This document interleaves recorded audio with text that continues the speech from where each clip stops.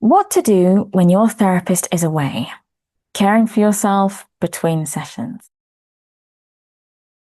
Hello, I'm Sandra Mazili, founder of Inner Action Counselling. Check me out, www.inneractioncounselling.co.uk.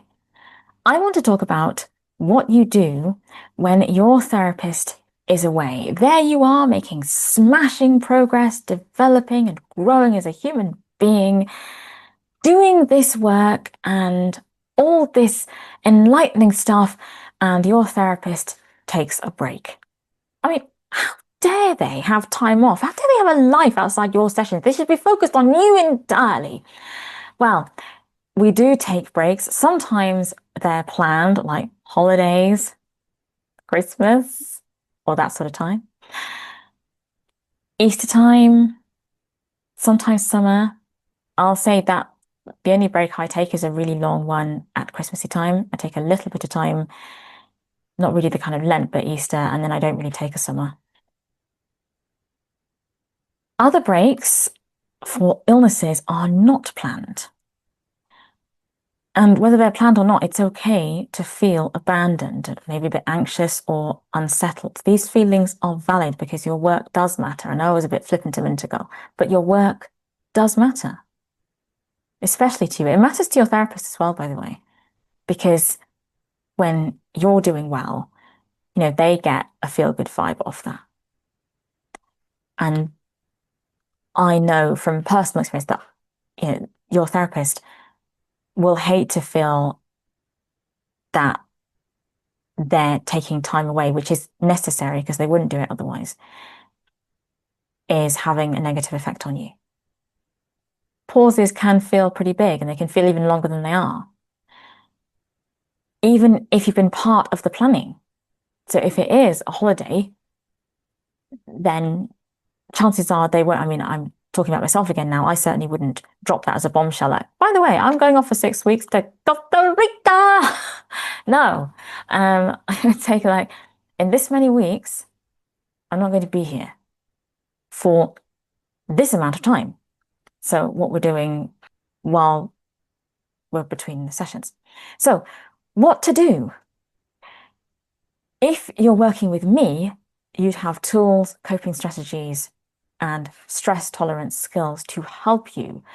So I hope that if you are in therapy and that practitioner isn't me, that they've given you some useful tools to revisit during this time apart, so that revisiting them is what you do. So between the last session before the holidays and then the first session after the holidays, you've got that toolkit to work from. Are you already journaling? Doing exercises to help you stay regulated and regulating your mood? Are you tracking your mood? All that stuff that you've been doing with your therapist, and they might have been that accountability every week. So you might be thinking, well, how am I going to keep doing this without them at the other end asking me if I've done this? It's a good opportunity for you to build your own inner sense of accountability as opposed to externalizing it through your therapist. It's fine to start that way, but it's them modeling it for you so you can build it within yourself. Anyway, go back over your notes from your sessions. If you're with me, you will be making notes every week. I make notes, my clients make notes. So you will have session notes to go back over. I'm assuming you have some. And if you haven't, then take some time to make notes on what you remember. There will be some standout bits and pieces. And go back over those. You may find writing letters to your therapist helpful, the kind you never send, but the kind you spill your stuff into in an uncensored sort of way. And you could have voice memos to yourself, that sort of effect, a sort of venting session. You could do that with yourself. It's good to do that with a therapist, but sometimes we just want to vent and get it out, and we don't need someone else the other end to be on the receiving end. Sometimes that it can be massively helpful.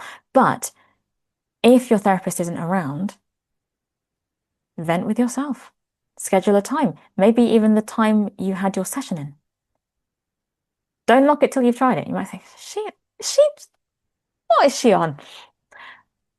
Another one is anchor yourself in a routine or ritual that connects you to your inner work. This relates back to anything you've been doing with your therapist, like checking in with your feelings, noticing body sensations. You might want to schedule a specific time once a week or more often, maybe again your therapy time, to do that. What am I feeling? What's going through my mind right now? What's happening in this moment versus what I fear, what I dread, what I'm hoping for, or feeling hopeless about because I don't want to hope, right? What's going on now? And just take a few minutes doing this. I wouldn't say, therapy is 45 minutes, 50 minutes, 75, whatever it is. I wouldn't do that for 75 minutes. I do that for 5 maximum because you haven't got that other person to help steady that ship. But a few minutes of concentrated reflection on thoughts, feelings, sensations, without judgment, that's a very important bit, and just notice. Right, when you need extra support, it's all right to reach out to support lines and or people you trust, online communities, again, ones that you have faith in, because some are better than others. I mean, I hope you've got people to talk to who you know, like, and trust, whether you're in therapy or not. But if your therapist provided the bulk of the support that you have, hopefully they'll be planning ways to bulk that out while they're not there. If your therapist provided a plan or check-in options, review those. Final thoughts before I let you skedaddle. This is temporary. Okay? Your therapist hasn't gone forever. This is temporary. You are not alone.